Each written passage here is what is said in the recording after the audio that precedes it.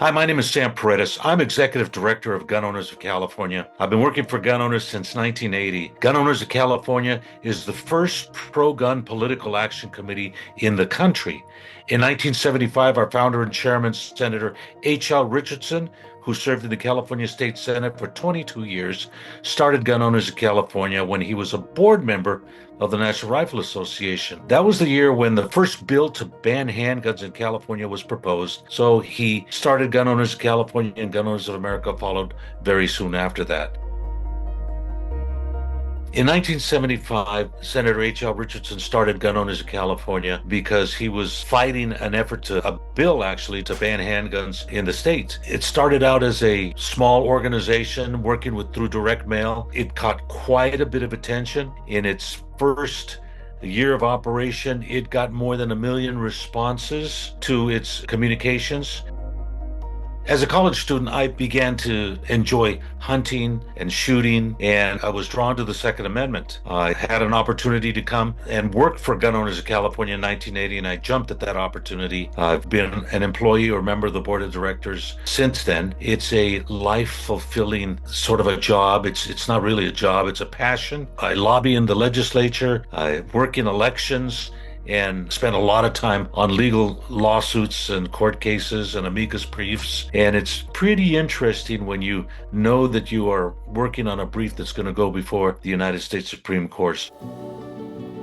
Some of the most poignant moments in my career at Gun Owners of California that I can remember, one of them goes all the way back to 1982 when we defeated Prop 15, the statewide initiative to ban handguns in the state of California. Everybody, 2 days before the election, was saying that guns will be banned in the state of California. It's going to pass overwhelmingly.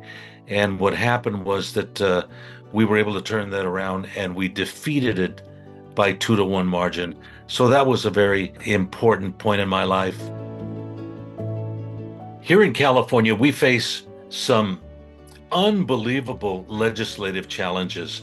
In the past, we've been able to defeat some major bills attacking our concealed carry weapons permits rights and ability to get them. But the legislature, knowing that they cannot outright ban all guns, which they would do if they had the opportunity in a heartbeat, they're doing things like picking them off one at a time. There's a bill in the legislature to ban the sale or the purchase from retail sources Glock and Glock-like pistols. Why? Because there are criminals in California and throughout the country who convert those Glocks into machine guns. Now, mind you, the parts to convert them, the actual act of converting them and the use of those guns are already illegal. And all the laws we have in the books aren't preventing them from being criminals acting criminally. And until we put the focus on the criminal element instead of the guns, we will continue to have criminals. It doesn't take a rocket scientist to figure out that if you don't do anything to criminals and you don't charge them with the significant penalties for committing crimes, they're going to commit crimes. Our founding fathers thought it was so important that they listed it as the Second Amendment in order to protect what they believed most important, the First Amendment, the right to speak freely, the right to worship in any way you wanted to, the right to assemble, the right to protest. Those rights are what differentiated us from the British rule of tyranny. And the Second Amendment was there to support that, the preservation of those rights. Gun Owners of America and Gun Owners Foundation, we are an absolutely no compromise organization. We do not compromise in any way, shape, or form the Second Amendment. The Second Amendment says what it says, and it means what it says. We encourage everybody not only to avail themselves of whatever training they need with any guns that they have, especially those that focusing on using for self-defense. There are laws in the state of California. There are rules that have to be followed. In the state of California, you cannot use deadly force unless you are in fear of death or great bodily harm. That is the only time that you can actually use deadly force to defend yourself. Some of the most enjoyable times I have is when I take a first-time shooter to a range, somebody who's never shot a gun before. They're afraid of them. They're afraid of them. By the time we finish, their smiles on their faces are so big, and they say, "Where can I get one?" And then I sit down and explain to them all of the laws and the hoops and ropes that they have to jump over in order to get a firearm. But they do.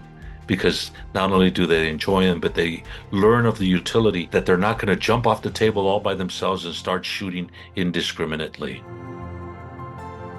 There are plenty of opportunities to be involved with local gun clubs, local gun ranges, especially training groups offer so much information to people who are interested in shooting.